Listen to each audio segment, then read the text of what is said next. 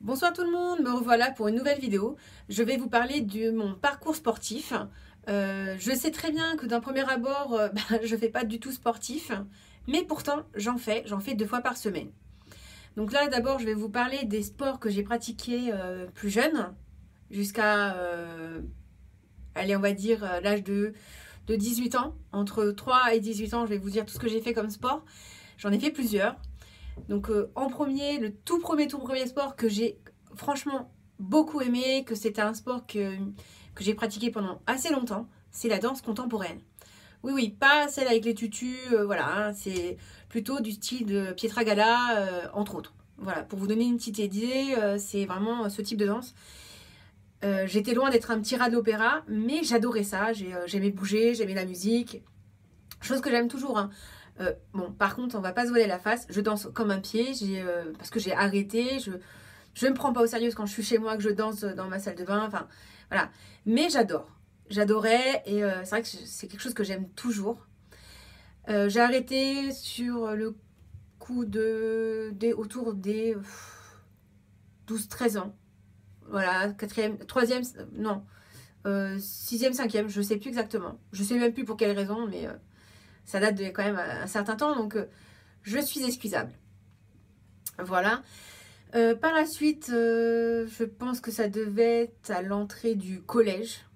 Après la danse, j'ai fait pour faire comme ma grande sœur, tout simplement, du volley. Donc un sport collectif qui au final, je me suis rencontrée, enfin je me suis rendu compte, pardon, qu'au final c'était pas mon truc, les sports co.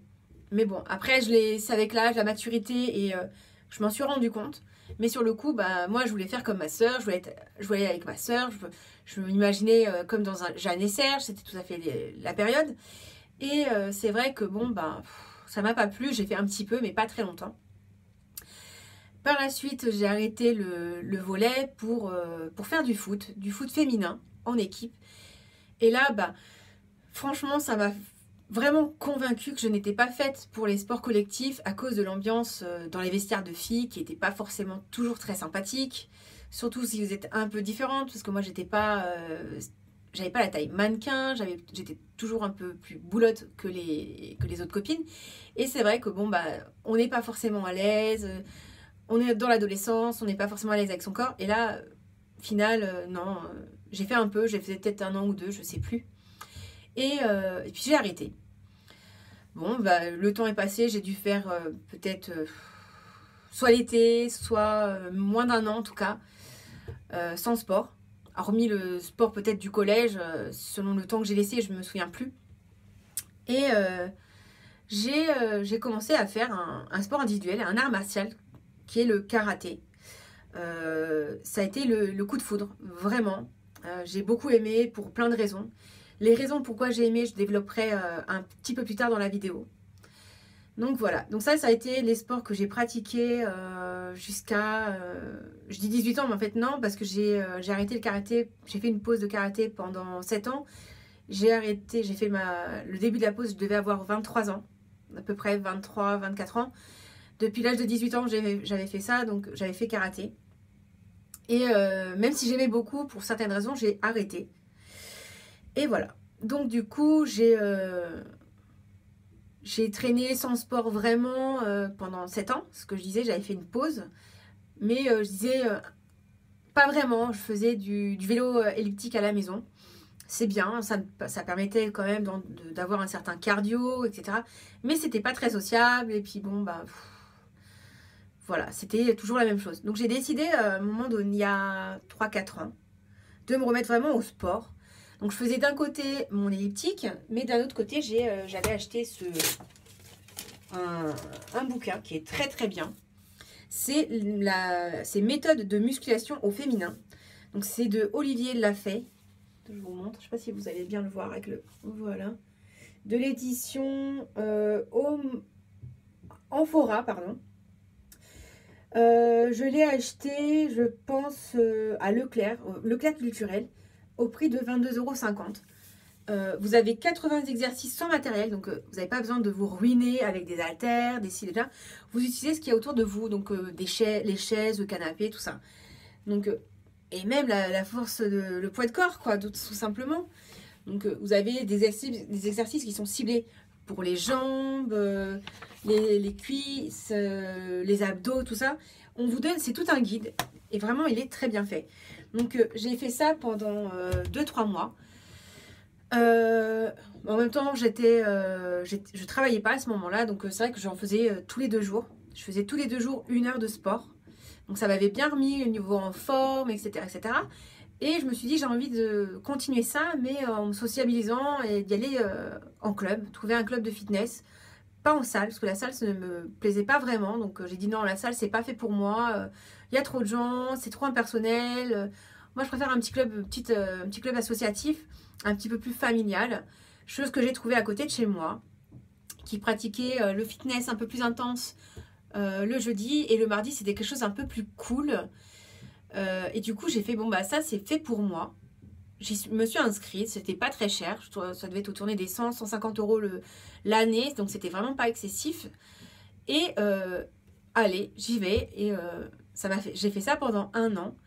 Et au bout de peut-être 3 mois, un des cours a été fermé sur les 2, et on s'est retrouvés à aller le mardi soir dans une autre salle différente, qui était, et le cours était juste avant le cours de karaté. Je parle du cours de karaté parce qu'en fait, j'ai retrouvé à ce moment-là des amis à moi qui pratiquaient le karaté dans le club où j'étais avant. Et je me dis, mais ouais, non, c'est cool de se revoir et tout ça et tout ça. Il me dit, bah, viens Céline, viens t'entraîner de temps en temps, t'es la bienvenue, tu sais, t'es une ancienne du club, il n'y a aucun problème, aucun souci. Je fais, non, moi si je viens, c'est pas de temps en temps, c'est soit je reprends complètement, soit je reprends pas. Je vais pas investir dans un kimono et une ceinture pour rien. Et bon, bah, je me dis, bah, il me dit, ok, bah, prends ta licence, il n'y a pas de problème. Nous, on est ravis de te retrouver. Si tu arrives à cumuler le fitness avant et ça, il n'y a pas de problème. Chose que j'ai pu faire pendant donc 1 an. Et ça a été une année très très importante au final, sportivement parlant, parce que ça a été mon année de passage de ceinture au karaté. Et parce que j'étais déjà ceinture marron. Et le deuxième professeur, parce qu'ils sont 2 professeurs dans le club, qui me dit, bah Céline, t'es ceinture marron, ça fait combien de temps que t'es ceinture marron? Je lui fais, ça fait au moins 7 ans, 7-8 ans, sachant que j'ai fait mais ça compte pas, j'ai fait une pause de 7 ans, ça compte pas, c'est comme si je redevenais ceinture blanche. Il fait, ah non, non, t'es ceinture marron, t'es ceinture marron. Et bah, cette année, tu passes ta noire. Et j'ai passé ma noire, je l'ai eu, j'ai toutes eu mes épreuves. Et voilà. Donc ça a été vraiment l'année sportive qui a été déterminante pour moi, suite pour le reste. Voilà. Et maintenant, je peux un peu plus vous parler du sport que je fais actuellement. Donc, je continue le karaté, j'ai arrêté le fitness. Par contre, bah, j'essaie de faire du vélo elliptique à la maison. Donc, c'est pas toujours facile. Parce que bon, bah, je rentre tard du travail. Des fois, je me lève tôt. C'est pas toujours évident. Mais voilà, si c'est pas ça, j'aimerais bien aller un peu plus courir. Chose que je fais pas assez. Ça fait assez longtemps que je l'ai pas fait. Mais j'aimerais bien m'y remettre. Mais je suis vraiment très karaté. J'en fais 2 fois par semaine en titre d'adhérent de sportif. Donc je fais 2 fois 4 heures. Et 3 fois par semaine, j'aide mes professeurs à donner les cours de karaté. Donc parce que j'ai des projets qui sont liés à ça. Voilà, que je vous expliquerai un petit peu plus tard. Voilà, pour moi, le karaté, ça a été une révélation dans la mesure que les sports co, je m'y retrouvais pas. C'était trop dans le conflit. Oui, toi, t'as fait ça, t'as fait une erreur, t'es nul, blablabla. Et que le karaté, tu peux pas accuser quelqu'un d'autre. T'es tout seul. T'es tout seul. Il n'y a que toi. Toi et ton travail. Et ça, je m'y retrouvais. C'est pour ça qu'à l'âge de 18 ans, j'ai adhéré totalement. Que quand j'ai repris, j'étais à nouveau conquise. Je savais que c'était mon sport. C'était le sport je pense que ça va être le sport de ma vie, du reste de ma vie, que je vais continuer jusqu'à temps que je puisse plus, je pense. Et c'est devenu une passion.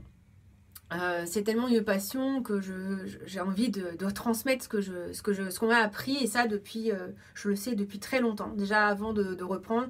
Et avant de passer ma ceinture noire, je me suis toujours dit, j'aimerais transmettre aux enfants ce que j'ai appris, ce qu'on m'a appris. Et j'ai la chance de pouvoir le faire dans mon club actuellement.